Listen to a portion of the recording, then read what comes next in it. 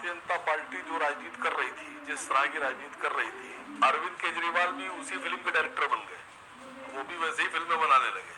देखिए केंद्र में आप बैठे हुए हैं, अरविंद केजरीवाल साहब ने मांग रखी है। अब देखना यह है कि प्रधानमंत्री और उनके लोग इस सवाल का सामना कैसे करते हैं। हम लोग तो दर्शक हैं, और सवाल आप देखिए, कल तक को तो ये सबको भेजा करते थे पाकिस्तान, वो आज खुद ही सवाल खड़ा हो गया पाकिस्तान जाने के लिए। आप ये बताइए कि आपसे मैं पूछ रहा हूँ, अरविंद केजरीवाल की मांग सही या गलत? पहले तो रूबिका लियाकत जी, आप हर मामले में अपना एक मशवरा रखती हैं। हाँ, आपके हिसाब से ये मांग गलत है, सही है? नहीं, मेरे हिसाब से तो ये मांग गलत है सर। एक धर्मनिरपेक्ष देश है सर। खत्म बात। अब ये फंस गया सीएम। नहीं तो बाकी मामलों में धर्मनिरपेक्ष नहीं है? नहीं, क्यों नहीं है? बाकी मामलों में भी धर्मनिरपेक्ष है। हर मामले में फिर नहीं। पर आप मुझे तो बताइए, मैंने तो कह दिया मामलों में, नहीं, मैंने तो कह दिया को या बाकी लोगों को, मैंने तो कह दिया कि धर्मनिरपेक्ष देश है। मुझे याद पड़ता है कि एक डिबेट में, आप ही की डिबेट में मैं बैठा था, तो बीजेपी की तरफ से ये मुझसे कहा गया कि आप लोग खराब मुसलमान हैं। मुझसे कहा गया आप लोग देशद्रोही मुसलमान हैं, मुझे कहा गया। अरे आप कौन मुसलमान के चक्कर में पड़े हैं? आप तो गणेश जी की और तस्वीर पर मैडम, अरे बात तो सुनिए। नहीं, you are not my teacher. I am an anchor, sir. I am asking a question. Yes, no. भगवान का चेहरा छपना चाहिए कि नहीं छपना चाहिए? नहीं, हम अपना जवाब कल देंगे। ये भावुक नहीं हो रहा है। इनको तकलीफ इस बात से नहीं है कि गणेश जी की बात की गई, इनको तकलीफ इस बात से है कि अरविंद केजरीवाल ने की, और कोई प्रॉब्लम नहीं है। मुझे क्या किसी नेता आप सिर्फ हिंदू मुस्लिम करेंगे और कुछ नहीं करेंगे। अगर आप जो बात बोल रहे हैं वो सच है कि वाकई में आप हिंदू मुस्लिम नहीं करते हैं, और वाकई में आप भारतवर्ष के साथ खड़े हैं और सेकुलर हैं, तो आपको जितनी बातें आपने बोली थी, इसमें आपको उस धर्म संसद का भी नाम लेना था जिसमें मुसलमानों के नरसंहार की बात की गई थी। आपको इसमें उन लोगों की बात भी करना थी जो कह रहे थे कि मुसलमानों का सर्वनाश कर दो, हत्याएं कर दो। आप नहीं बोले सर। आपकी आइडियोलॉजी और मानसिकता दर्शाती है आप क्या है। आप एक आंख से दुनिया देख रहे हैं, आप दूसरी आंख को नहीं खोलना चाहते हैं, क्योंकि उस आंख से पूरा भारत दिखेगा, लेकिन आप सिर्फ एक आंख से देखना चाहते हैं, जिस आंख से सिर्फ हिंदू दिखता है आपको। आप क्यों ऐसी बातें कर रहे हैं सर?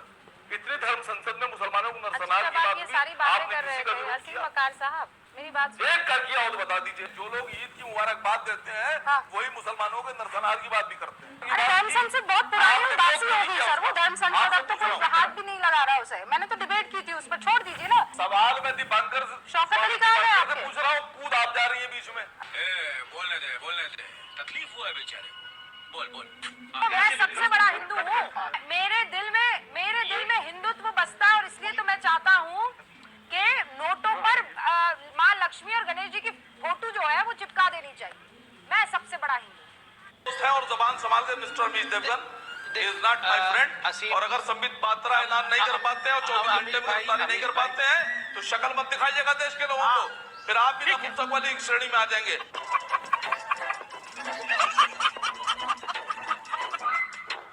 भाषा की मर्यादा को रखिए, भाषा की मर्यादा को रखिए। जिन शब्दों का आप इस्तेमाल, आप अगर मर्यादा में रहेंगे तो मैं भी मर्यादा में रहूंगा। नहीं, नपुंसक मर्यादा में रहेंगे तो मैं भी मर्यादा में रहूंगा। शब्द है।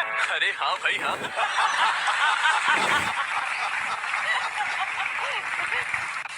बीजेपी के लोगों के बारे में एक बात बोल दूं कि आप इनके हाथ में टमाटर दीजिए और पूछिए क्या है, तो कहेंगे टमाटर। और अगर मोदी जी ने गलती से कह दिया आज से टमाटर को कद्दू कहा जाएगा, तो एक खट से कह देंगे सर ये कद्दू है। आप इनसे कहेंगे अभी तो आपने टमाटर कहा, तो कहेंगे नहीं हमने तो कभी टमाटर नहीं कहा था।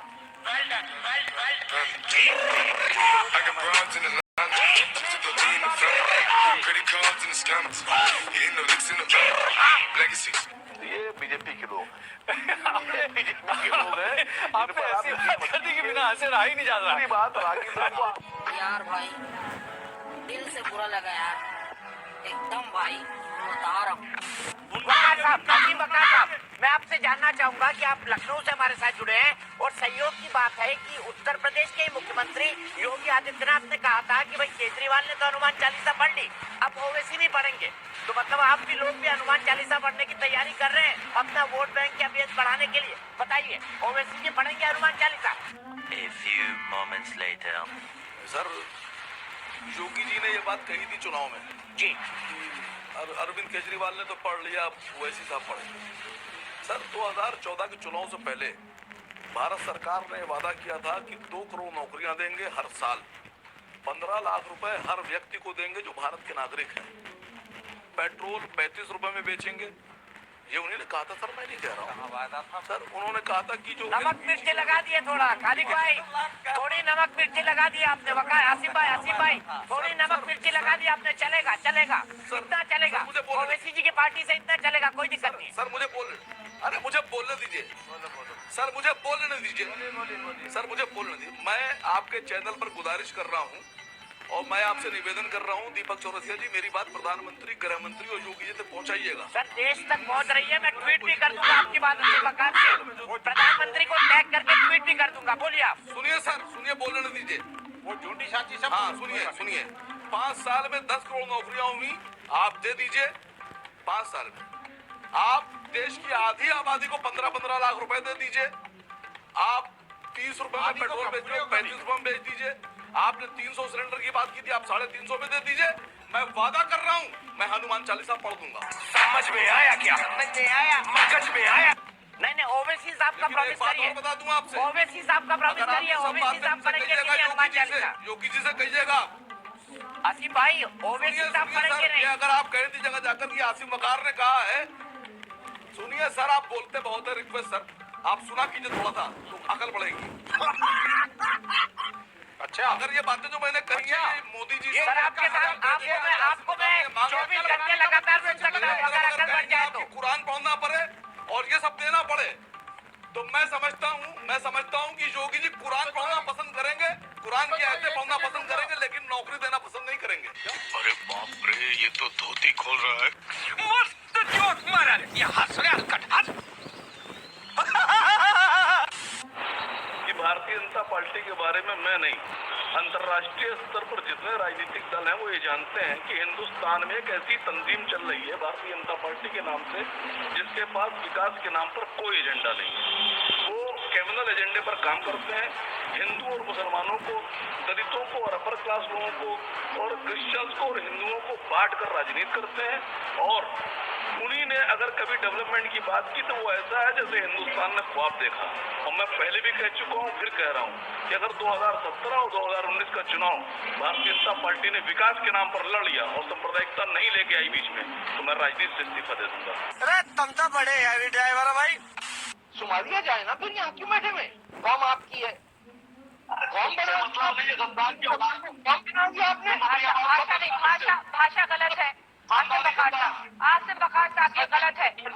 यही है, एक व्यक्ति आपसे कोई भी कोई सवाल कर ले। नहीं, भाषाई मर्यादा का ख्याल रखिए।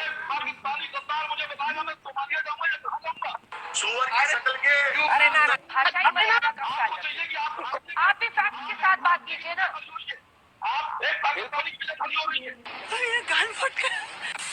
अब मैं असदुद्दीन अवैसी का वो स्टेटमेंट यहाँ डिबेट में लाना चाहती हूँ जिसमें वो कह रहे हैं मौजूदा हालात पर कि मोदी सरकार शवों से खून की खुशबू ले रही है।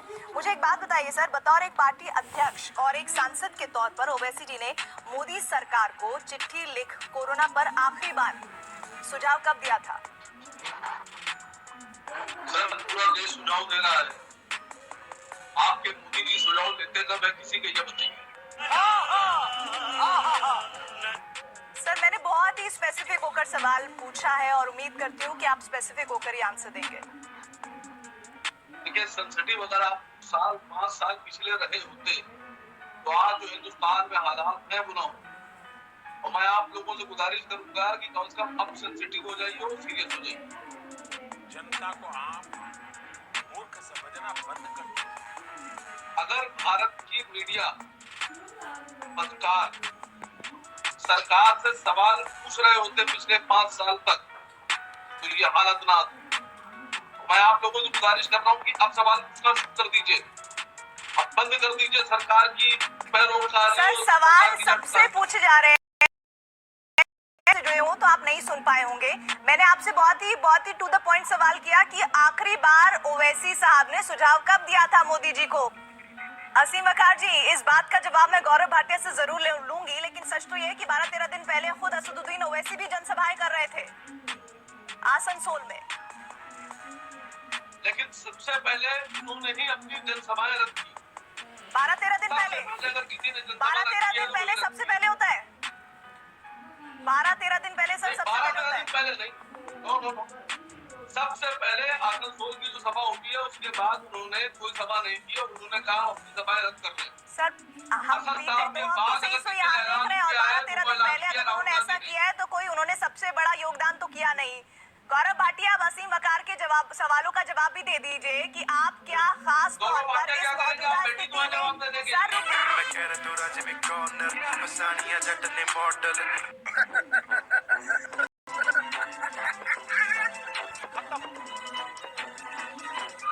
Bye bye, tata, goodbye, गया। और इसमें भी सबसे बड़ी भूमिका निभा रही है हमारी बाल सेना, बालकों की सेना। मैंने ऐसे वीडियो देखे जिसमें 4-4, 5-5 साल के बच्चे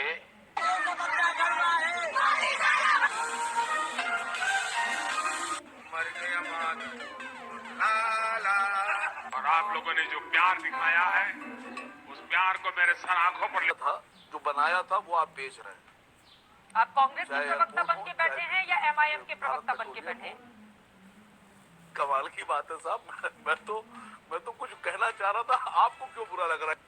नहीं, मैंने जानबूझ के बोला था, मैं देखना चाह रहा था कि यहाँ बीजेपी का प्रवक्ता कौन है। मैं चेक कर रहा था, वो चेक हो गया। नहीं, एक सेकंड, तो चलिए अब दूसरी बात करता हूँ। असीम वकार साहब, एक सेकंड, पहले ये जो अपना भोपू बजाना है ना, चलिए, बीजेपी का प्रवक्ता चलिए कौन आगे है बोलो। और एंकर कौन है, इसको आप लोग बंद कीजिए। जांच का विषय होता है। जैसी भाषा मैं बोल रहा हूँ वैसी भाषा बोलिए, वरना भी मजबूरी में मुझे आप जैसी भाषा बोलना पड़ेगा। नहीं, मैं कभी मैं आपकी तरह मर्यादा बोलना को क्रॉस नहीं करती हूँ। जो संबित पात्रा का काम है वो उन्हें करना दीजिए, जो आपका काम है वो आप कीजिए। लेकिन असीम कश्मीर वकार की बात साहब, ये हो रही है एक कि सेकंड सर, कश्मीर एक के सेकंड जो लोग सर, हैं, एक सेकंड, ये ये बात आपको बोलना भी तो समझ मुझे आप बुरा मत मानिए। बहुत से लोग तो बाबा रामदेव को भी ढूंढ रहे हैं। सर, आपको बाबा मुद्दा- रामदेव का एक वीडियो बहुत सेकंड, चल रहा है। 70-80 रुपए का पेट्रोल चाहिए कि 35 रुपए का? अब आपको वो जो बताया गया 35 था रुपए ना का, कि 30 हम रुपए का पेट्रोल कश्मीर बेच रहे पर बाबा रामदेव का यहाँ पर क्या काम है जो आप उनको लेकर आ रहे हैं। ठीक है, आगे अब बढ़िए। मुझे नहीं पता था कि अगर हम भारत की बात करेंगे, तरक्की की बात करेंगे, मुद्दों की बात करेंगे तो हमारा जबान बंद कर दी जाएगी। मुझे नहीं पता था। अब आप कहें तो मैं बोलूं आगे, वरना कहिए तो चुप बैठो। ये मतलब कांग्रेस के लिए जगह है, ठीक है ना, बात खत्म, ये अच्छी बात है। मुझे अच्छा लगा, आपकी लाइन क्लियर थी। शरीर पर मत लीजिए गोबर आप, तो आप एटॉमिक रेडिएशन से बच सकते हैं।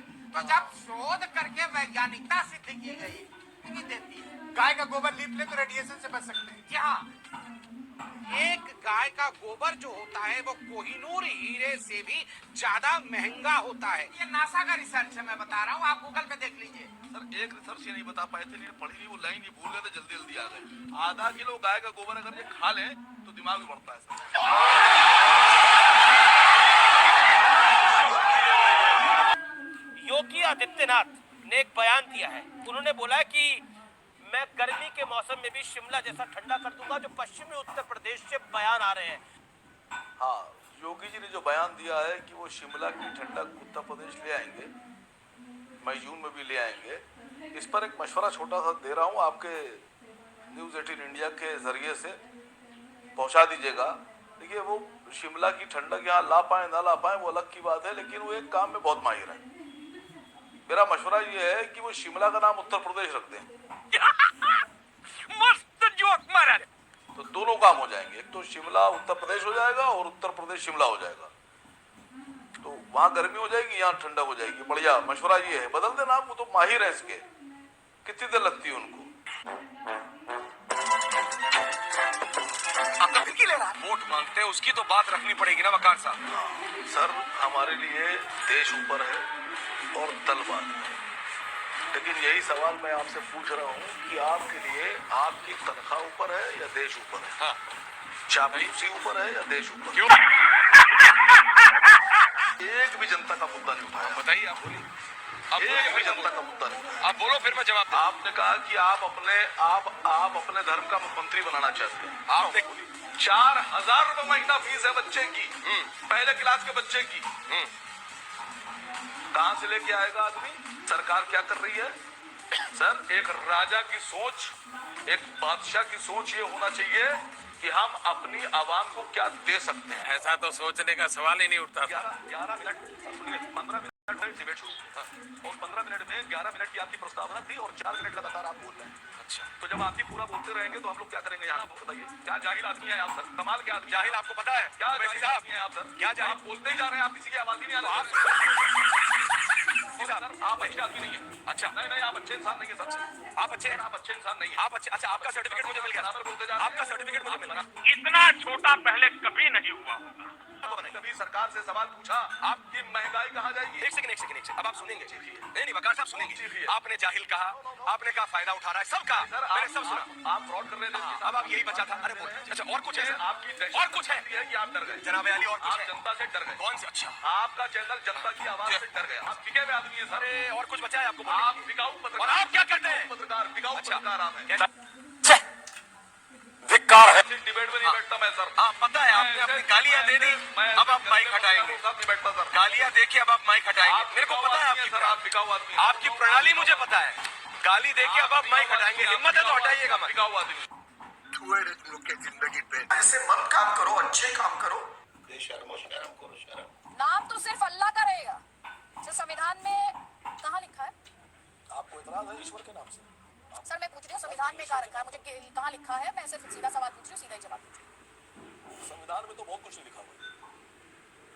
संविधान में तो अगर मैं बोलने में आ जाऊंगा तो फिर रोजमर्रा की जिंदगी की बहुत सी चीजें नहीं लिखी। मैं आपसे पूछ रहा हूँ, अगर आकर कोई ये कहता है कि नाम अल्लाह का रहेगा, नाम ईश्वर का रहेगा, नाम गॉड का रहेगा, तो इस पर एतराज क्या है?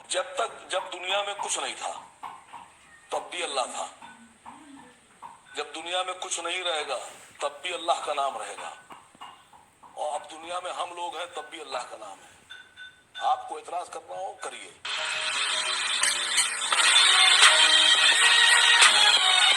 अब आपके पास देखिए सी वाले हो गए हैं ऊपर से खाली। आप सर्टिफिकेट उनका दिमाग काम नहीं कर रहा है कि कैसे बीजेपी के पक्ष में माहौल बनाया जाए। और आप हम लोग को बिठा के फंसाने की कोशिश कर रही हैं। हिंदू मुस्लिम हम लोग कर नहीं रहे। You are right bro. वहाँ थोड़ा सा विषयांतर हो रहा है, इसलिए आपके पास ये समझने के लिए आ रहा हूँ मैं। राम जी करेंगे क्या बेड़ा पार?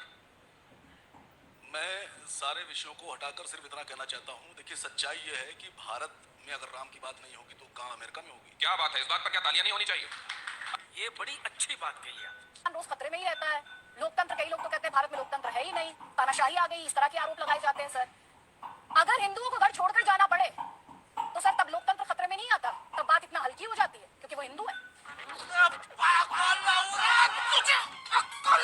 मैडम, बहुत अफसोस की बात है कि भारतीय जनता पार्टी की सरकार में प्रधानमंत्री जी हिंदू, गृह मंत्री जी कट्टर वाले हिंदू, रक्षा मंत्री हिंदू, विदेश मंत्री हिंदू, सारे मुख्यमंत्री आपके हिंदू, सेना अध्यक्ष हिंदू, पुलिस कमिश्नर आपके हिंदू, और उसके बाद भी अगर आप हिंदुओं की सुरक्षा नहीं कर पा रही हैं, हिंदू खतरे में है, तो फिर आप अपना जो है वो क्या बोलते हैं उसको, इलाज करा लीजिए। सब बेहतरीन। आज आपने ये दिखा दिया कि आप धार्मिक चश्मे के अलावा किसी को नहीं देख सकते। सर आप तो बिल्कुल सेकुलर चश्मे से देखती हैं, आप तो बता ही नहीं रही हैं। आप तो इतनी देर से बार बार पूछ रही हैं कि हिंदू खतरे में, हिंदू खतरे में। मैंने बताया तो कैसे हिंदू खतरे में? मुझे बताइए, मैं पूछ रहा हूँ कि अगर प्रधानमंत्री हिंदू है, गृह मंत्री हिंदू है, रक्षा मंत्री हिंदू है, मुख्यमंत्री हिंदू है, उसके बाद अगर हिंदू खतरे में है तो फिर लानत ऐसी सरकार पर गई। लानत है तुम लोग पे, लानत। आंकड़ों से पता चला है कि बेटी बचाओ बेटी पढ़ाओ अभियान, क्या बोला तूने? बेटी पढ़ाओ अभियान।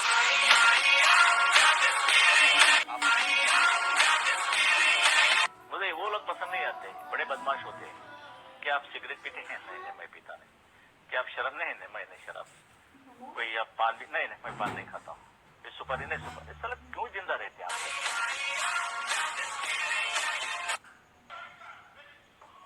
मान्य अध्यक्ष जी, एक बार जंगल में दो नौजवान शिकार करने के लिए गए। और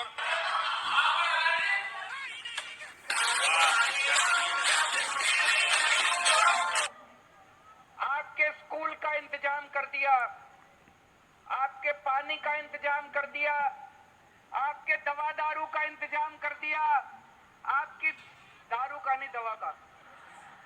वो एक आदमी खुश हो गया बड़ा। आपने निजी तौर पर बोला मेरे को कि मैं अमीश देवगन को छोड़ूंगा नहीं। बताओ क्या करोगे तुम?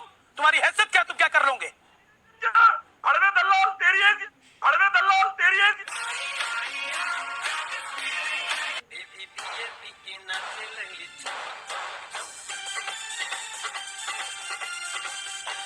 फटाफट खोल के दिखाओ, फटाफट खोल के दिखाओ। ताल ठोक के बोलूंगा, कल्याण सिंह उत्तर प्रदेश के पूर्व मुख्यमंत्री सम्मानित राज्यपाल रहे। आप आतंकी की दलाली करिए, मैं हूँ देश का दलाल पत्रकार। अगर स्पर्धा कर ली जाए तो येदियुरप्पा सरकार को भ्रष्टाचार में नंबर 1 सरकार का अवार्ड यार ये तो मेरी बात है यार। 7.25 साल हो गए, साहब ने आज तक एक प्रेस कॉन्फ्रेंस नहीं करी। गिने चुने सवाल लेकर रट के आते हैं, कैसे आम खाते हैं, टॉनिक पीते हैं, इस पर इंटरव्यू देते हैं। आप प्रेस कॉन्फ्रेंस की बात करने से पहले अपने मुंह पर खालिक पोती है। ये मैं भाजपा प्रवक्ता को बोलना चाहती हूँ, बात करने से पहले अपने मुंह पर खालिक पोती है। ये क्या नॉनसेंस है? औरत का क्या देखना चाहते हैं? ये क्या नॉनसेंस है? उसका क्या जवाब ले लीजिए बस। मैं बहुत जवाब दे आ रहे हैं जो आप जवाब ले रही है। देखिए क्या है कि पिछले 2 सालों से 80 करोड़ लोगों तक दुनिया के इतिहास में जब से आधुनिक दुनिया से कोई देश बता दे, अच्छा किसी राष्ट्राध्यक्ष का नाम ले ले, 80 करोड़ लोगों तक, ये हमने कहा कोई एहसान नहीं है। सैयद हसीम वकार। अरे राकेश सिन्हा जी बहुत काबिल आदमी है। 80 करोड़ लोगों को आप 600 रुपए महीने का राशन दे रहे हैं, मान लिया। महीने में एक बार 600 रुपए का राशन 80 करोड़ लोगों को, और 75 करोड़ लीटर पेट्रोल रोज बिकता है। 135 करोड़ लीटर डीजल रोज बिकता है। 135 करोड़ लीटर डीजल के ऊपर आप 62 रुपए वसूल रहे हैं। तो अब आप अंदाजा लगाइए डेली आप वसूल कितना रहे, और महीने में एक बार आपने एक परिवार को 600 रुपए का राशन दे दिया। मैं आपसे पूछ रहा हूँ ये पैसा जा कहाँ रहा है? देश का पूरा मीडिया संघ परिवार के साथ खड़ा है। कौन राजनेता है जो मीडिया वाले से दोस्ती नहीं करेगा? मर रहा है क्या उसको? पूरा मीडिया संघ परिवार के साथ आप मीडिया पर आ गए। जो सवाल आप लोग को पूछना थे वो हम लोग को पूछना पड़ रहा है। अच्छा मैडम जो सवाल आप लोग को पूछना थे वो मजबूरी में हम लोग को पूछना पड़ रहा है। 70 बरस तक तो आप ही थे। गरीबी रेखा के नीचे किसने लोगों को धकेला? और सर मीडिया को कब तक पाठ पढ़ाते रहेंगे सर आप? मीडिया को पाठ पढ़ाना छोड़िए। सुन लीजिए मैडम सुन लीजिए। सवाल यह आया कि किसने क्या किया। राकेश सिन्हा जी की पार्टी और भारत के प्रधानमंत्री ने जितने भी एयरपोर्ट अडानी को दिए हैं उनमें से एक भी एयरपोर्ट इन्हीं ने नहीं बनाया है, पिछली सरकारों ने बनाया है। इन्हीं ने अपने दोस्तों का जो 11 लाख करोड़ रुपया लोन दिया और फिर माफ कर दिया। 11 लाख करोड़ रुपए जो लोन दिया अपने दोस्तों को माफ कर दिया, वो मोदी जी ने नहीं बनाया। वो जो व्यवस्था थी, जो इतना रुपया था, वो इनसे पहले वाली सरकार ने बना कर रखा था, जिसको लुटा दिया, बर्बाद कर दिया। मैं पूछ रहा हूँ कि आप ये बता दीजिए कि लखनऊ के एयरपोर्ट, आगरा के एयरपोर्ट, दिल्ली का एयरपोर्ट, बम्बई का एयरपोर्ट, अहमदाबाद का एयरपोर्ट, बेंगलोर का एयरपोर्ट, इनमें से कितने आपने बनाए? आप जो खुद बना रहे आप बेचिए। हाँ, आपने एक बढ़िया बुंदेलखंड एक्सप्रेस वे बनाया, 20,000 करोड़ रुपए की लागत से बनाया गया, और इनॉग्रेशन के 1 हफ्ते के अंदर पूरा का पूरा ढा गया। 400 गड्ढे हुए, 400। ये बनाया आपने। आप दुनिया भर में ईडी की जांच कर रहे हैं, क्यों मंत्री जी की जांच आपने नहीं की? क्यों उस इंजीनियर की जांच नहीं की? क्यों आपने उस कंपनी की जांच नहीं की? तो सर आज तो आपको भी प्रोटेस्ट ज्वाइन कर लेना चाहिए था। मैडम हम तो शुरू से बीजेपी के खिलाफ हैं, जब से राजनीति में आए तब से बीजेपी के खिलाफ हैं। वो फर्क इतना है कि 2014 से पहले भी राकेश सिन्हा जी कई बार मेरे साथ डिबेट में रहे, और मैं पुरानी डिबेट्स की क्लिपिंग निकालूंगा, वो आर्काइव में होंगी। और राकेश सिन्हा जी ऐसा रोते तो भोभो करके हजारों कतार, जब 390 रुपए का सिलेंडर था, और जब 60 रुपए का पेट्रोल था, 45 रुपए का डीजल, 50 रुपए का डीजल था, तो ऐसा लगता था जैसे पूरा का पूरा आसमान फट पड़ा। और आज 100 रुपए के पेट्रोल के ऊपर बता रहे हैं कि जरूरी है। सर आपको पता है ये क्यों हो रहा है ऐसा? राकेश सिन्हा जी आप तो काबिल आदमी हैं। देखिए देश का जो रुपया है उसकी औकात इज्जत गिर गई, पूरी इज्जत गिर गई। अगर यही कायदे से काम किया गया होता, वित्त मंत्री जी ने काम किया होता और देश की इकोनॉमी संभाली होती तो जो डॉलर आज 81-82 रुपए में चल रहा है ये डॉलर होता 40 रुपए में। वो आप चाहे कितना टैक्स ले लेते, फिर कितना ही टैक्स ले लेते, कितना ले रहे इतना ही लेते, लेकिन पेट्रोल जो है वो हमारे देश में बिकता 30 रुपए में। लेकिन हुआ क्या कि आपने पूरी इकोनॉमी धड़ाम कर दी।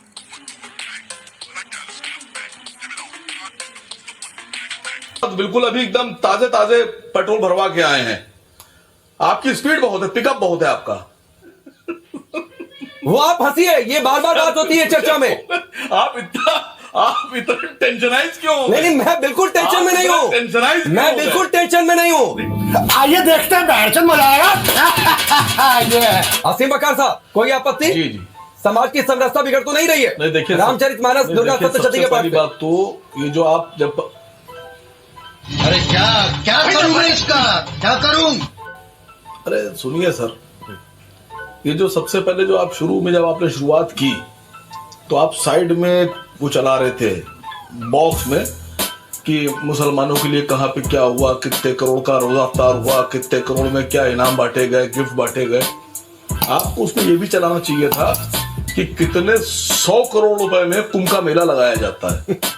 और आपको ये भी बताना चाहिए था उस बॉक्स के अंदर कि कितने 1000 करोड़ रुपए में अयोध्या में हर साल कितना तेल कई 1000 लीटर जलाया जा रहा है, और कितने करोड़ रुपए, कितने 1000 करोड़ का वहां पूजा पाठ हो रहा है, वो मंदिर बन रहा है।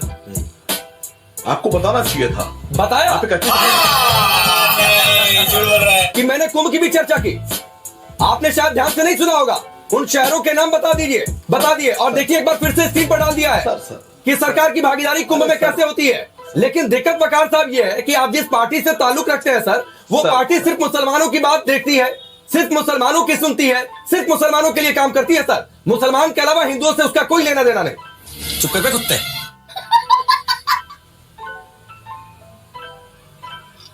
सर बात तो सुनिए।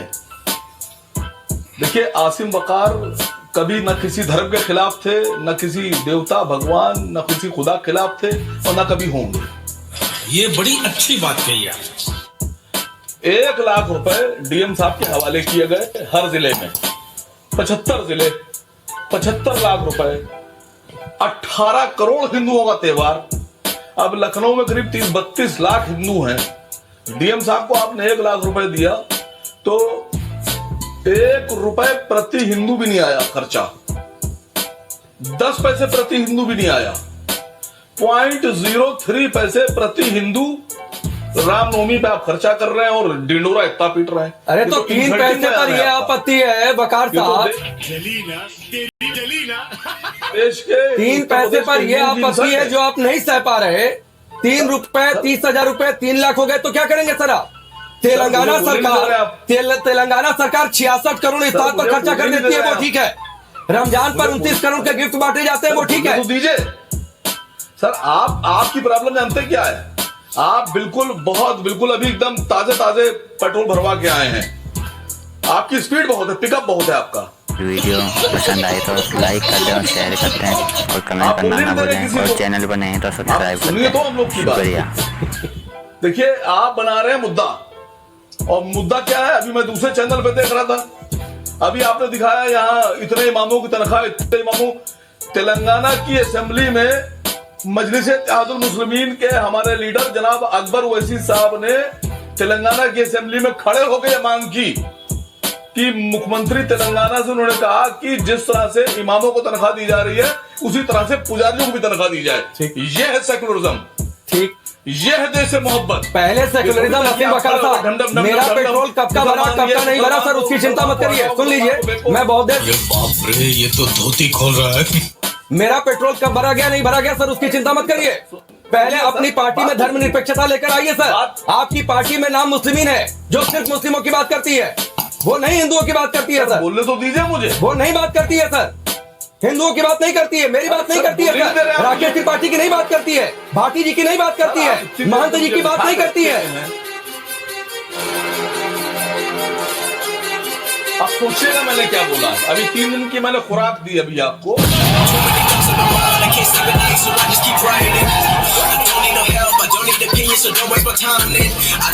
बकार था